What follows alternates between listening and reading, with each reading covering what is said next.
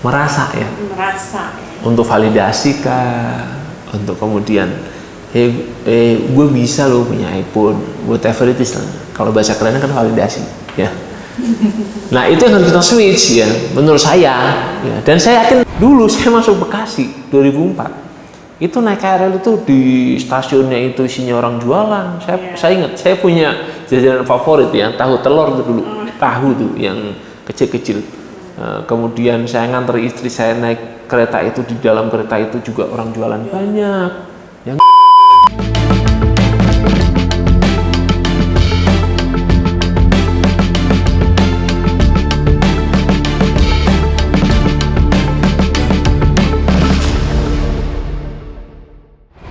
Assalamualaikum warahmatullahi wabarakatuh. Halo, apa kabar pemirsa Daka TV? Kembali lagi bersama saya Yola Damayanti di segmen Ngopi, ngobrol penuh inspirasi bersama DPRD Kota Bekasi.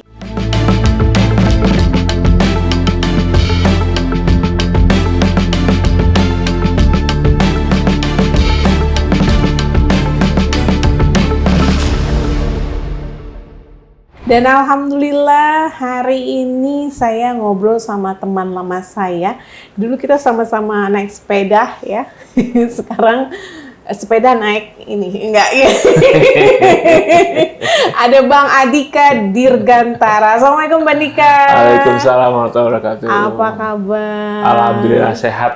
Alhamdulillah sehat ya. Sudah lama tidak berjumpa, ini udah kedua ya, udah kedua di DPRD ya? Iya, ini periode kedua. Periode kedua, udah periode kedua. Kayaknya masih penasaran nih. Ada yang bikin penasaran kah? Sampai harus kedua atau nanti ketiga, keempat gitu? Apa kira-kira punya hutang apa? Atau punya rasa penasaran apa hingga di periode kedua ini harus ada di DPRD Kota Bekasi? Hutang di Bu Ali kayaknya. Oh, di Bu Ali. Di kantin di DPRD ya. Kalau di DPRD itu kan penugasan dari partai ya. Jadi selama partai masih menugaskan, selama sekiranya masih dibutuhkan, masih sesuai harapan masyarakat, dirasa mampu kemudian mengadvokasi masyarakat, maka ya kita jalani dengan penuh sukacita. Ya. Periode kedua ini mudah-mudahan juga bisa makin bermanfaat buat semuanya. Amin. Begitu Mbak Yola. Dan kali ini masih di komisi yang sama? Saat ini masih di Komisi 2, sama seperti terakhir ya? Ya, periode yang pertama di Masa jabatan. Akhir masa jabatan. Kita Komisi 2 itu kan ya mitranya, Komisi 2 ini fokus pada infrastruktur. Mitranya ada BMSDA, Bina Marga Sumber Daya Air, kemudian Perkintan, kemudian ada Dishub, ada Distaru, ada juga Bapelitbangda, dan yang paling lagi ramai adalah dengan Dinas LH Lingkungan Hidup ya, karena banyak keluhan tentang sampah lah dan sebagainya. Begitu. Iya, dan berbicara tentang sampah, kemarin ada kabar baik untuk para RW se-Kota Bekasi ya, kalau tidak salah. Kalau di wilayahnya ada pemilahan sampah, itu akan mendapatkan dana hibah 100 juta rupiah. Iya, ini bagian dari janji kampanye wali kota terpilih pada waktu itu. Untuk kemudian bukan memberikan sih ya, tapi lebih mengalokasikan dana pembangunan per RW itu 100 juta. Ya, jadi ini masuknya belanja uang kepada masyarakat, ya artinya uang ini disampaikan kepada masyarakat, tapi memang mekanisme dan detail teknisnya lagi terus dimatangkan ya, agar kemudian penyampaian dana ini bisa lebih efektif. Memang dia berdaya guna di tengah masyarakat di RW ya. Salah satunya mungkin kemarin diwacanakan oleh Pak Wali Kota adalah RW yang kemudian tidak serius melakukan pemilahan sampah, maka dana ini bisa kemudian ya bahasa kita ditahan gitu. Ini wacana sih bagus ya. Artinya bahwa masalah sampah hari ini itu memang harus diselesaikan dari rumah, dari warga ya.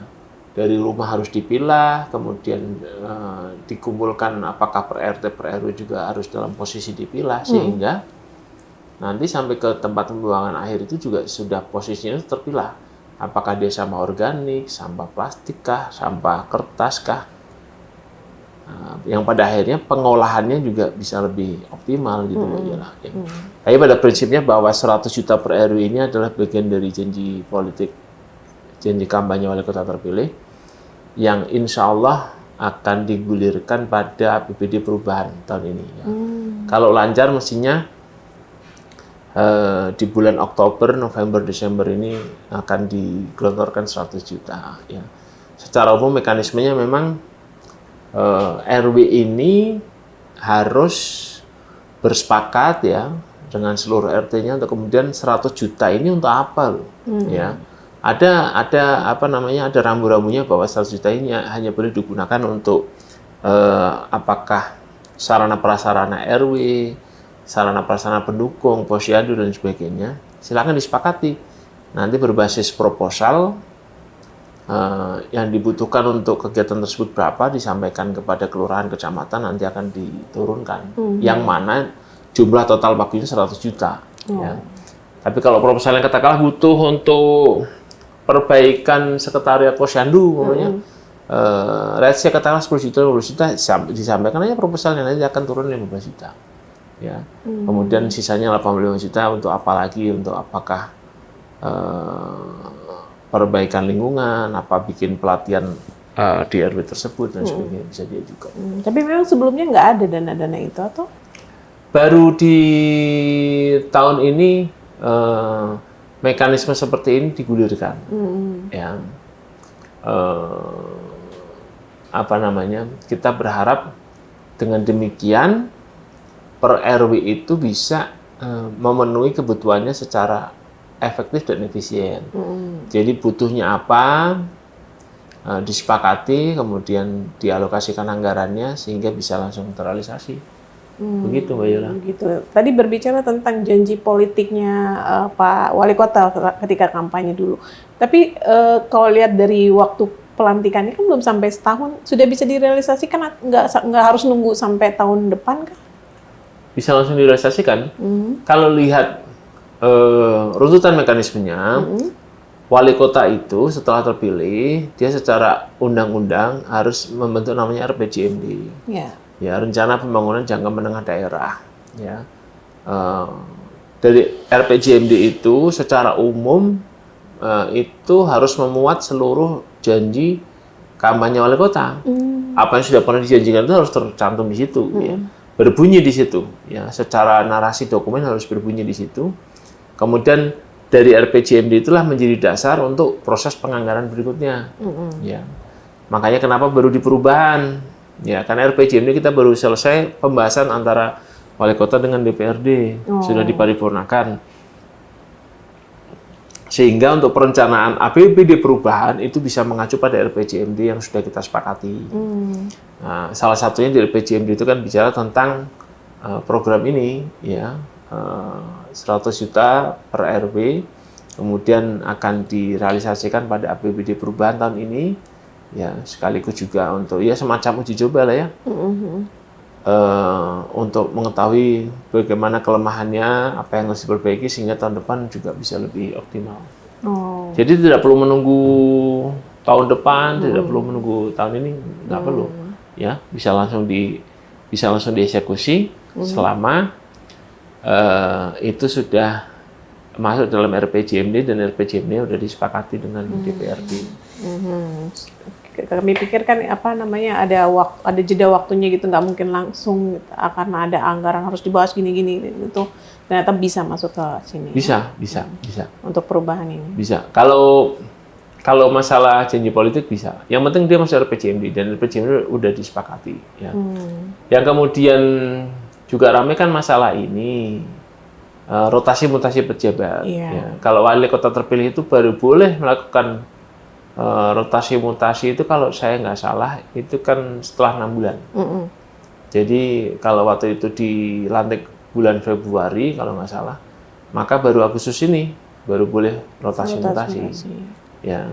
Dan itu sudah kejadian? Belum. Ya. Baru kabar burung. Ya. Gimana Pak Wali? Terima kasih.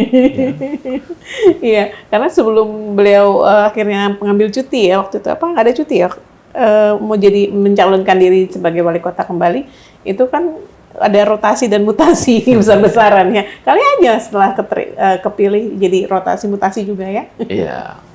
Ini baru kabar selama sesuai kebutuhan, selama kemudian juga memperhatikan meritokrasi, profesionalisme, DPRD sih dukung.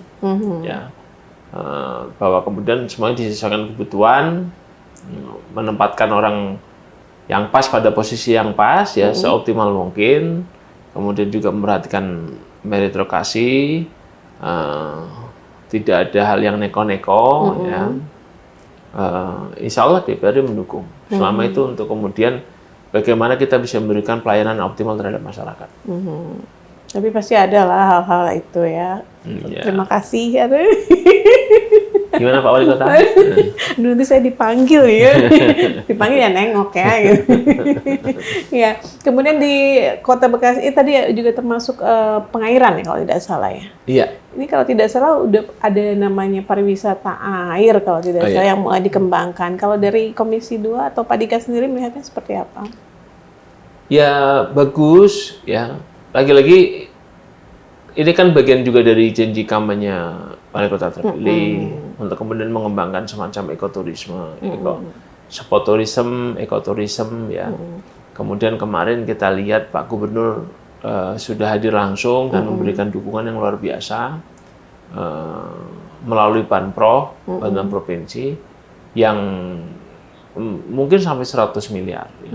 Tapi secara detail teknis kita belum pernah mendengarkan dengan mitra terkait, dengan dinas terkait, kita melakukan rapat dengar pendapat, belum pernah. Jadi saat ini saya belum bisa bercerita banyak tentang bagaimana sesungguhnya wisata air itu akan dieksekusi dan lain sebagainya. Tapi sebagai sebuah upaya untuk kemudian melakukan penataan terhadap kota, terhadap katakanlah Kalimalang kita, ya sesungguhnya kali itu dibikin untuk menyalurkan air baku ya dari Jatiluhur untuk Jakarta. Selama itu kemudian juga membawa dampak ekonomi yang positif ya, dan kita bisa meminimalisir dampak negatifnya. DPRD sih mendukung saja ya. Untuk air ini tidak hanya pariwisata, bahkan transportasi air juga katanya akan dikembang. Ya, nanti kita bisa berangkat ngantor ya dari kantor PKS di Kalimalang ke DPRD sambil berenang gitu ya. Nah, mungkin dimana? Itu sebuah hal yang menarik. Pecah. Di mana Kali Bekasi itu? Ada yang ke kanan, ada yang ke kiri. Ya, mudah-mudahan nggak tersesat gitu ya. Iya. Kalau berbicara tentang pariwisata nih, Pak Dika, kalau kita lihat di Kota Bekasi ini kan jarang banget tempat wisata. Tempat wisatanya mall atau pusat perbelanjaan, nggak jauh dari situ. Kalau Pak Dika sendiri melihat butuh nggak sih butuh apa nih? Tempat pariwisata biar warga Bekasi kan untuk nambah PAD lah gitu. Iya. Kalau yang dimaksud dengan Mbak Yola bahwa wisata itu adalah wisata alam, memang Bekasi ini rasa-rasanya bukan wilayah yang secara geografis itu kuat di wisata alamnya. Maka pilihannya adalah wisata buatan. Ya. Wisata buatan ya, atau bahkan mall itu juga kan dia bagian dari wisata. Ya. Saya pernah membayangkan, saya pernah mengusulkan begini, Bekasi ini kan kita ini sudah mendeklarasikan diri sebagai kota perdagangan dan jasa. Ya. Maka kita harus punya upaya untuk kemudian membuat membuat uniqueness terhadap hal itu. Ya. Bayangkan begini, orang kalau nyari katakanlah produk-produk branded ya, ataukah produk-produk lokal yang memang lagi hype, itu cuma bisa dicari ke Bekasi. Maka orang dari mana-mana kan berbondong-bondong. Ya.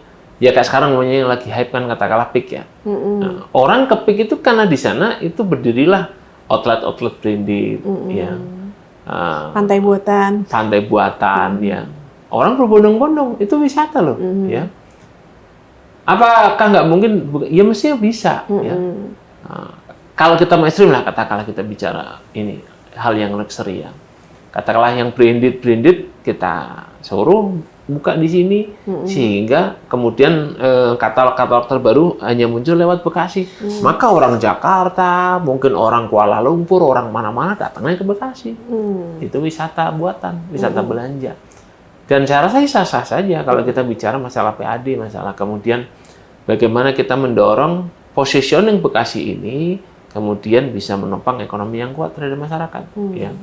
Itu salah satunya, katakanlah wisata belanja. Ya. Wisata yang lain adalah sport tourism. Ya, saya sering menyampaikan Bekasi ini, bayangkan ya, kita punya venue yang bertaraf internasional. Ya, kita bikinlah venue itu. Contoh kasus katakanlah venue skateboard namanya, atau venue BMX, ya, atau apalah olahraga sport yang mungkin bukan mainstream, tapi penggemarnya juga ada gitu. Tadi katakanlah skateboard, BMX, kita punya venue internasional, sehingga setiap ada event internasional, kalender event internasional, salah satunya harus ke Bekasi, karena cuma ada di Bekasi. Venue-nya cuma ada di Bekasi. Bayangkan ya, event skateboard internasional, salah satu agenda kalender tahunannya itu harus ke Bekasi, karena cuma Bekasi yang punya venue skateboard internasional. Bayangkan dari seluruh dunia main ke Bekasi. Dari sebuah kota yang terkenal dengan planet Bekasi, kemudian orang benar-benar datang, ya. Jadi maka hotel skateboard ya. Iya, itu event internasional skateboard ya, dari macam-macam negara pada datang. Hotel-hotel pasti penuh. Penggemar skateboard juga akan datang langsung. Contohnya. Tapi udah ada.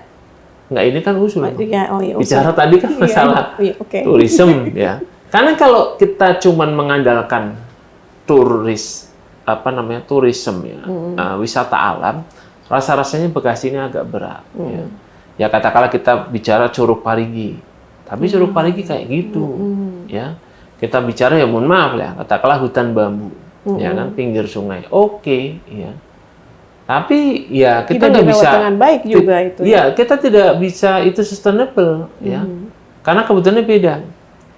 Katakanlah wisata sepeda kita, ya dulu jalur Jati Asih terkenal sekali, tapi sekarang isinya perumahan. Iya, udah ya kan? Hilang. Jadi kalau bicara wisata alam, kita agak repot. Bukan itu kekuatan kita.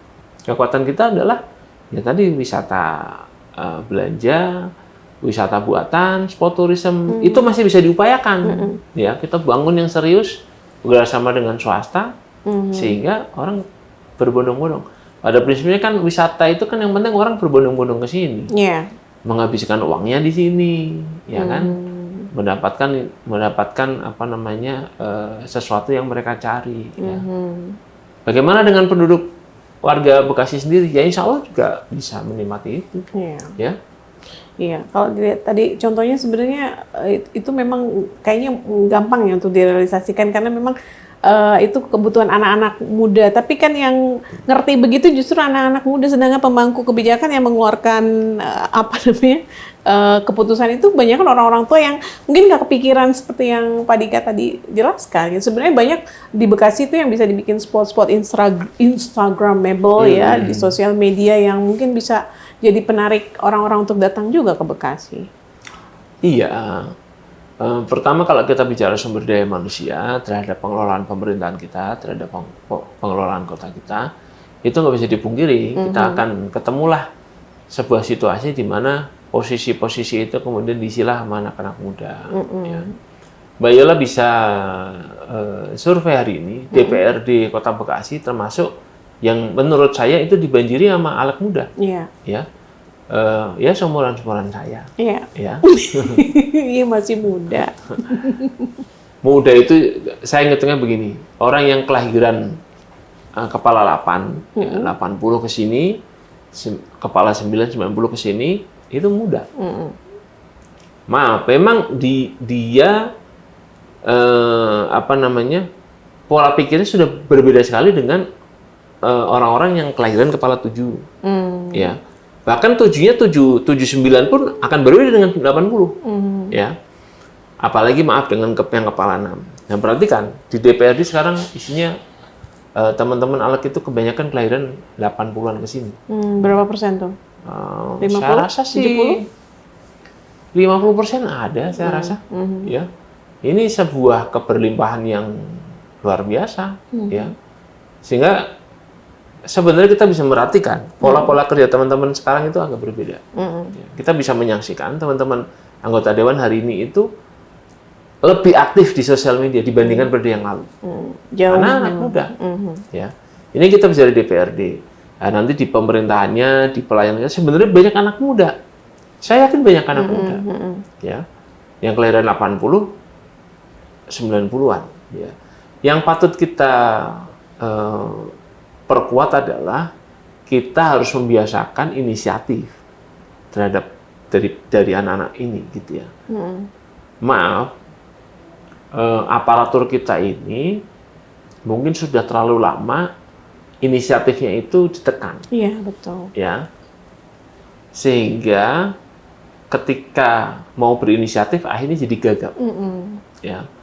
Nah, ini kembali kepada pucuk pimpinan, Pak Wali Kota, Pak Wakil Wali Kota, dan saya yakin Pak Wali Kota, Pak Wakil Wali Kota, Ketua DPRD kita itu hari ini itu open mind, ya, lebih terbuka terhadap ide-ide baru, lebih terbuka terhadap cara-cara eksekusi yang baru. Ya. Cuman memang budaya inisiatif ini masih karena saking kelamaan kita ini inisiatif dikekang. Maksudnya gimana sih? Inisiatif itu dipendam, yang ada adalah arahan dari atas ke bawah. Inisiatif dari bawah ke atas itu lama kita nggak membiasakan itu, sehingga untuk membangun itu memang perlu waktu. Tapi kita punya resources yang cukup sebenarnya, ya, secara sumber daya. Jadi maksudnya rekan-rekan yang muda ini kasih aja, silakan berinisiatif, ya, silakan. Lebih baik minta maaf daripada minta izin. Ya. Jadi silakan aja berinisiatif, kalau ada keliru, ya terima aja kalau ditegur. Kalau kemudian dikoreksi, ya. Daripada kemudian saking khawatirnya kita terhadap sebuah kesalahan, kita selalu dikit-dikit minta izin. Sementara hari ini zaman ini berubah. Ya maaf ya. Pemikiran teman-teman kelahiran kepala 7, apalagi kepala 6, itu ya maaf, mungkin not that relevan dengan situasi hari ini. Kebijaksanaannya masih oke, tapi bagaimana kita bisa membangun kota ini, ya harus melibatkan banyak hal. Dan hari ini anak muda kita banyak loh, aparatur muda kita banyak. Jadi saya mengusulkan Pak Wali Kota, kalau sampai lihat podcast ini ya, bikinlah kita sebuah event untuk menghargai inisiasi, inovasi, whatever it is lah, dari segi pelayanan lah, dari segi apa, bagaimana masyarakat itu merasakan kehadiran, ya,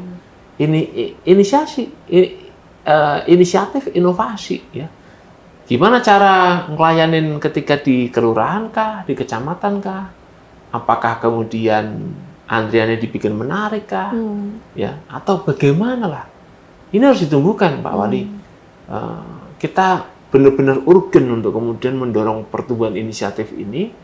Sehingga kota ini insya Allah akan lebih dinamis. Kita berbicara SDM, ya. Tinggal nanti SDM ini inisiatifnya ditingkatkan. Di sisi lain kita memfasilitasinya dengan sarana-prasarana yang memadai. Maksudnya apa? Hari ini tuh semuanya almost digital, ya, digitalisasi. Ya. Maka bayangkan kita mengelola kota Bekasi ini seperti kita mengelola Singapura, gitu. Ya. CCTV di seluruh kota, bukan untuk mengawasi warga, untuk memberikan rasa aman. Betul. Ya, bayangkan CCTV kita sudah banyak. Karena saya tahu, saya kadang ketemu RT RW itu mereka minta dukungan hibah untuk bikin CCTV. Ya, maka konsolidasikan seluruh CCTV itu seluruh kota. Ya, itu bicara CCTV. Hotspot kita banyak, mungkin hampir 1000. Ya. Tapi apakah itu semua reliable koneksinya? Atau kemudian ada isu apa di situ? Itu konsolidasikan. Maka seluruh kota ini akan tersambung, kemudian CCTV juga oke, segala macam kejahatan bisa kita cegah, bisa kita antisipasi, kemudian koneksinya lancar, bahkan kalau perlu seluruh koneksi itu dikonsolidasi, sehingga masyarakat ini bisa mendapatkan koneksi internet yang murah.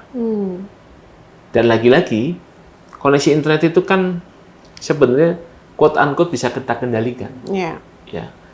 Jadi koneksi internet dikonsolidasikan, sehingga ketika keluar itu, kita bisa memastikan bahwa anak-anak kita, usia pelajar, usia mahasiswa itu, memang memanfaatkan internet untuk hal-hal yang positif. Hal-hal yang negatif, kita cegah dong. Ya maaf, katakanlah, internet kita bikin gratis, tapi nggak boleh dong orang kemudian memanfaatkan internet itu untuk, ya katakanlah pornografi, untuk judi online, untuk kemudian melakukan hal-hal yang negatif, ya, untuk kemudian membentuk komunitas-komunitas yang negatif. Itu bisa kita lakuin kok, ya. Jadi internet itu bisa kita bisa pantau orang, bukan berarti mau memata-matai warga sendiri, tapi kita bisa memastikan bahwa internet ini seutuhnya digunakan untuk hal yang positif. Jadi tadi SDM, kemudian digitalisasi. Insya Allah kita bisa membawa Kota Bekasi ini lebih maju daripada Singapura. Mestinya, ya kan? Kan nggak jauh beda ya ininya, luas wilayahnya juga ya. Iya.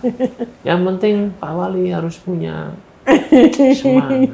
Ya. Iya, jadi bilang kalau Pak Wali bikin dong event besar, tapi biasanya event-event itu akan muncul ketika mau kampanye, Pak Dika. Gimana dong?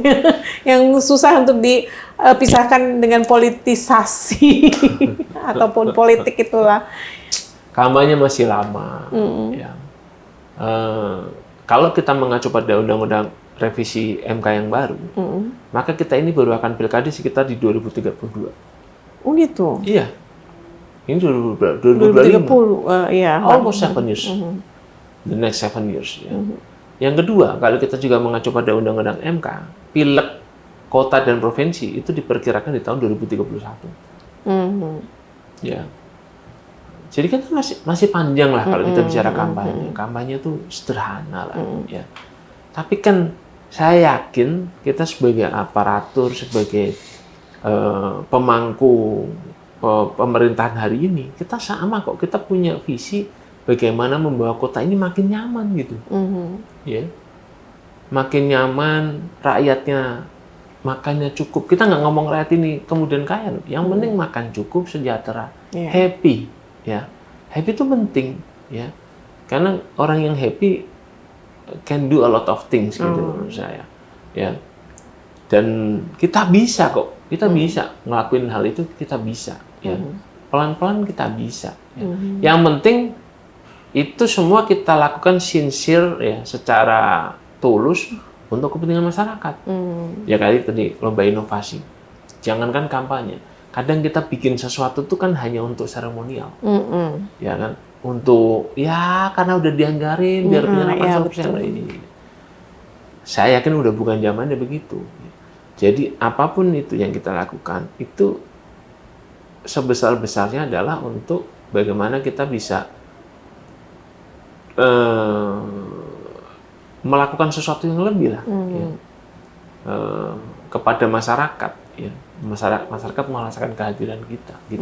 Kita ini bangga gitu loh kalau bisa melayani masyarakat. Gitu. Kita ini seneng. Saya yakin rekan-rekan aparatur juga seneng ketika masyarakat ngurus KTP. Kemudian kita bisa menyelesaikannya dalam waktu kurang dari 30 menit.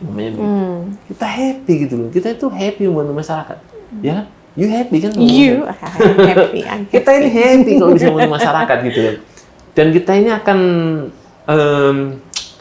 sangat menyesal kalau kemudian kok kita menjadi bagian dari sesuatu yang menyulitkan masyarakat. Yeah.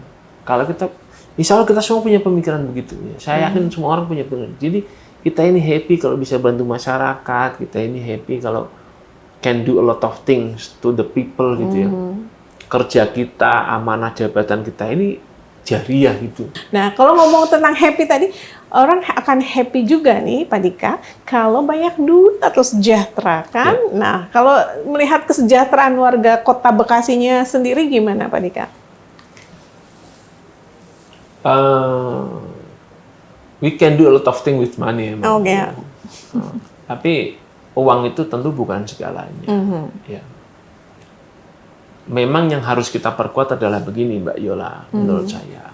Tadi adalah momennya kita bersepakat bahwa kita ini akan bahagia ketika banyak membantu orang. Ya.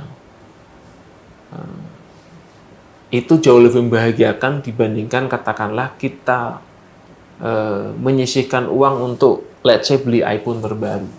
Ya. Saya yakin kita ini at the end of the day kita ini semuanya ingin bahagia, ya. Dan insya Allah kita bahagia, ya. Cuman yang harus akan diubah adalah begini, menurut saya, ya.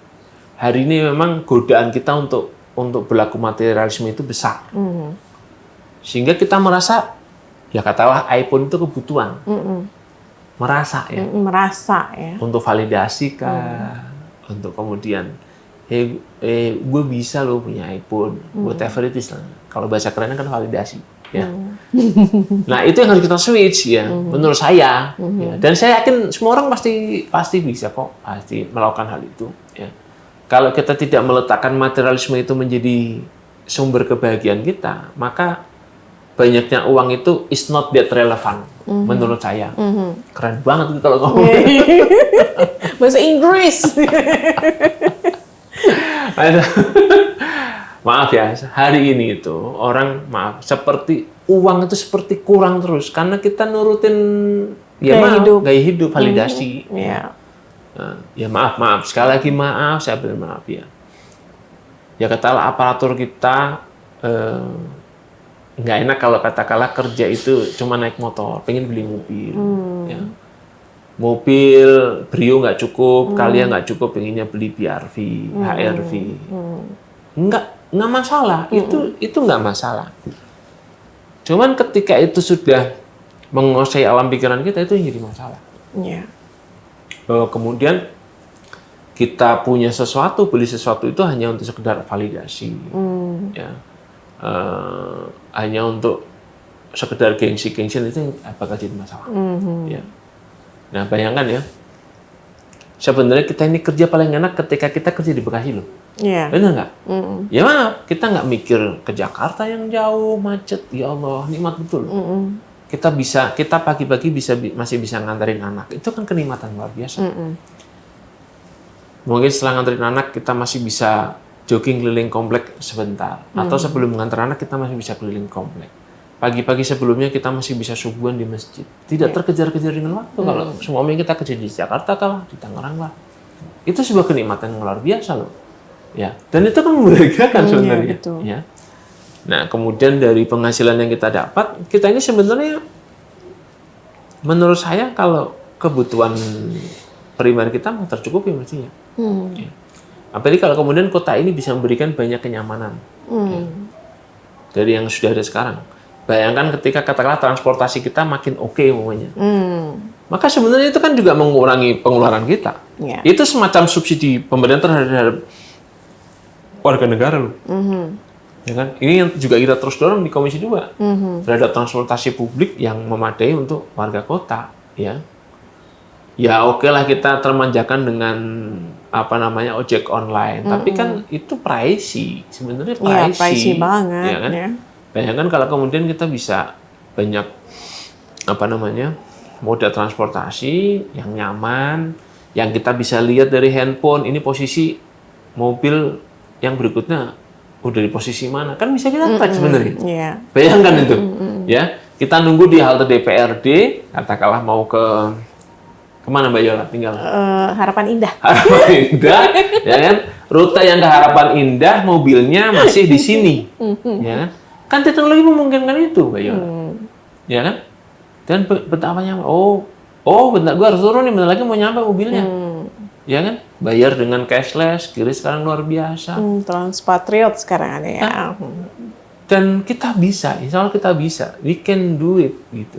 Kita bisa kok ngelakuin. Yang penting tekun, ya. Yang penting kita bersedia untuk menjalani prosesnya, ya. Dan sebesar-besarnya adalah untuk masyarakat. Tahun 2026, kita ini akan mensubsidi bis kita. Kalau nggak salah angkanya nggak kurang dari 36 miliar loh. Bis kita. Jadi bis kita yang Vida ke Sumarekon, Sumarekon Vida, satu lagi kalau nggak salah ada pokoknya ada 2. Harapan Indah. Iya, ada 2 rute ya. Itu selama ini kan disubsidi sama pemerintah pusat. Tapi dia dikasih waktu cuma 1 tahun loh. Bisa nambah mungkin 2 tahun. Ini udah 2 tahun. Sehingga tahun 2026 kita harus mengeluarkan ongkos sendiri. 36 miliar. Dan kita lihat itu Vida Sumarekon, saya sering lihat yang naik siapa? Anak-anak sekolah. Anak-anak Marsudiri ini Kemang itu banyak yang naik itu saya lihat. Ya. Kemudian kelihatannya bus itu selalu penuh bis kita itu. Maksud saya apa? Itu mengurangi ongkos. Dan mudah-mudahan ketika warga itu sering bertemu, ya maka solidaritas, tenggang rasa, keguyuban itu bisa juga terbangun dengan baik. Banyak efeknya. Iya, betul. Begitu Mbak Yula. Oke. Nah, kalau tadi ngobrol banyak orang yang tadinya motor jadi pengen punya mobil, dan mobil yang ini jadi pengen yang lebih gitu. Itu sebenarnya juga kan sebenarnya ya penyumbang kemacetan di Kota Bekasi yang makin lama makin hari selalu dikeluhkan di sosial media nih Pak Dika ya. Tapi kalau tadi ceritanya Pak Dika ternyata ada bis kita nanti akan lebih banyak lagi mudah-mudahan rutenya ya. Karena kita butuh juga kenyamanan dalam bertransportasi. Dan kemarin kan Bekasi masuk dalam transportasi termahal nih. Itu langkah-langkah seperti tadi bis kita atau mungkin ada yang lain yang mungkin bisa nanti direalisasikan di Kota Bekasi ini? Di RPJMD, DPRD dan Pak Wali Kota itu kita sudah bersepakat bahwa transportasi publik yang memadai untuk masyarakat ini adalah sesuatu yang prioritas. Ya. Kita mengusulkan untuk dilakukan kajian, untuk dianggarkan pengajian secara serius terhadap hal ini ya, di tahun 2026. Jadi kalau di Komisi 2 itu mengusulkannya begini, di tahun 2026 kita menganggarkan untuk kajian, proses kajian. Ya. Syukur-syukur di akhir tahun 2026 kita sudah mulai bisa menguji cobakan. Ya. Nggak susah kok, kita itu pengen punya kayak Jaklingko aja. Memang di awal itu namanya transportasi publik, itu semuanya subsidi. Jadi itu adalah semacam hibah pemerintah terhadap masyarakat. Artinya uang pajak ini dikembalikan pada masyarakat dalam bentuk transportasi publik. 2026 kita berharap ada kajian, akhir 2026 itu kemudian sudah mulai kick off untuk uji coba. Tahun 2007 kita terus improvement aja, terus improvement ya. Baik kemudian koridornya, rutenya, integrasi antar moda, bagaimana kita bisa membanjiri stasiun itu dengan transportasi umum kita. Ya.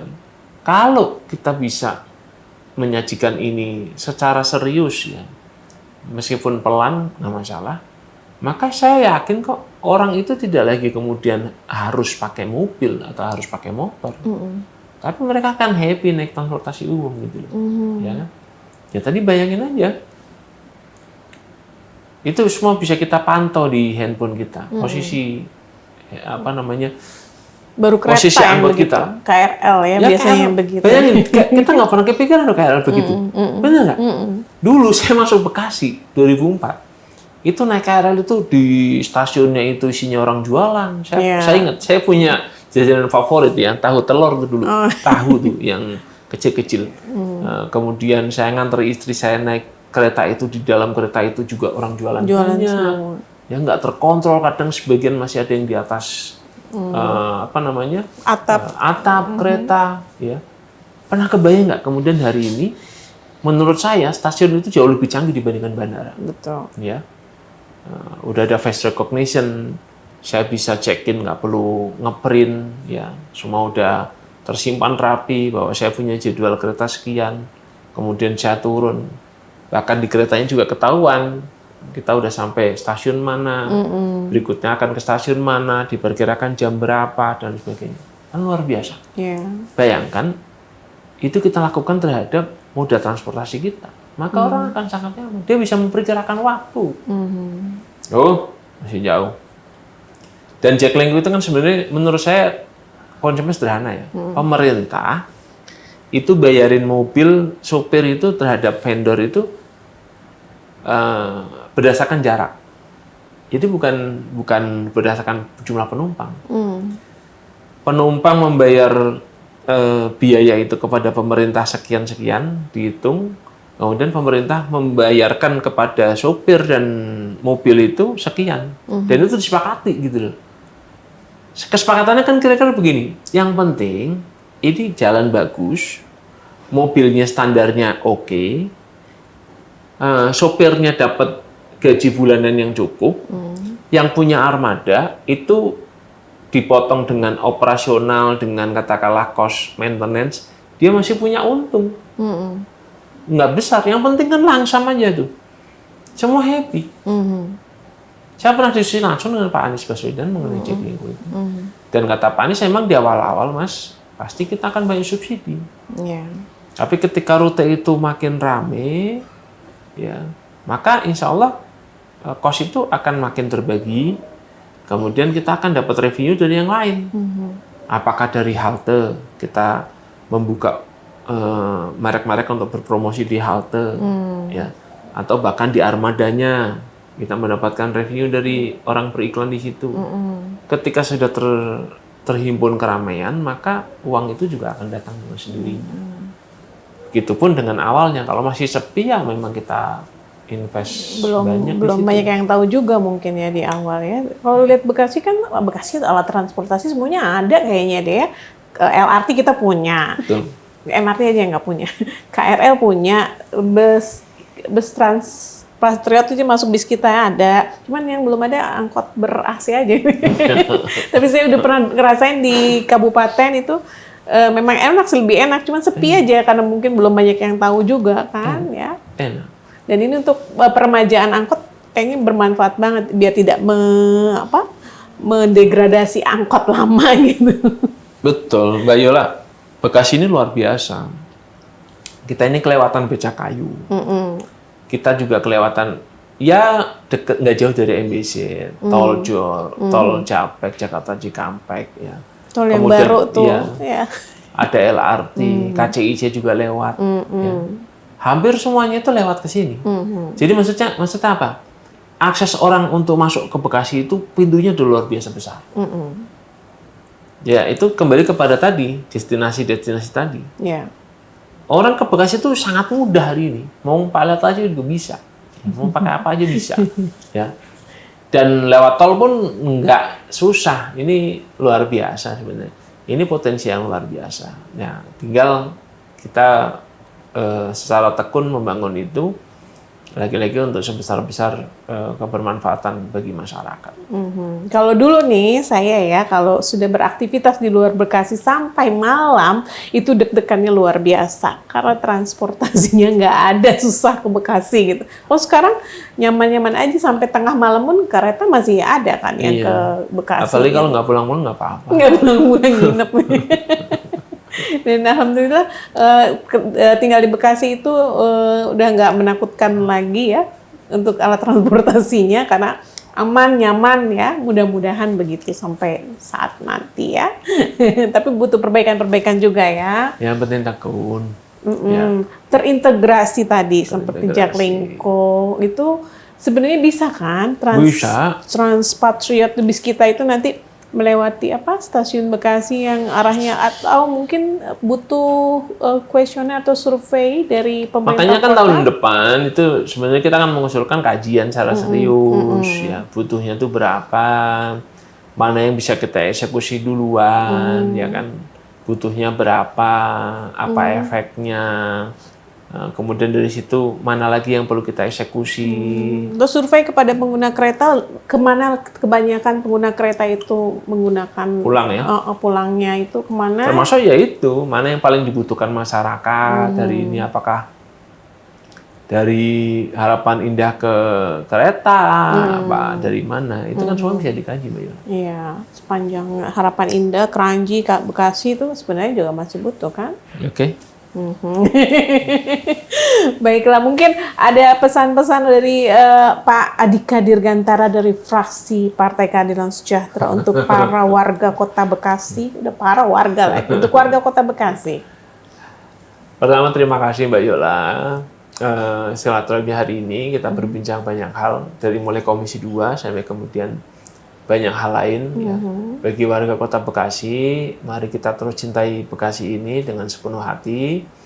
Apa yang kurang kita perbaiki, apa yang sudah bagus kita pertahankan, kita sama-sama jaga dengan baik. Di bawah kepemimpinan Wali Kota, Pak Triadianto dan Pak Aris Bubiu, kita yakin mudah-mudahan Kota Bekasi ini insya Allah makin nyaman dan sejahtera. Ya. Anak-anak muda diberikan banyak kesempatan untuk juga berkiprah, memberikan masukan, memberikan warna terhadap Kota Bekasi ini. Teman-teman aparatur, pelayan publik, terima kasih atas pengabdiannya.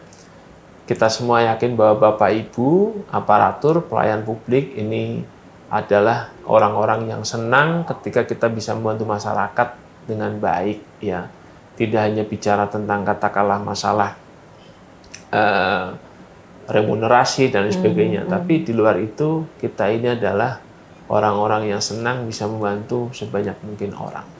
Mudah-mudahan apa yang kita lakukan menjadi bekal amal soleh bagi kita semuanya.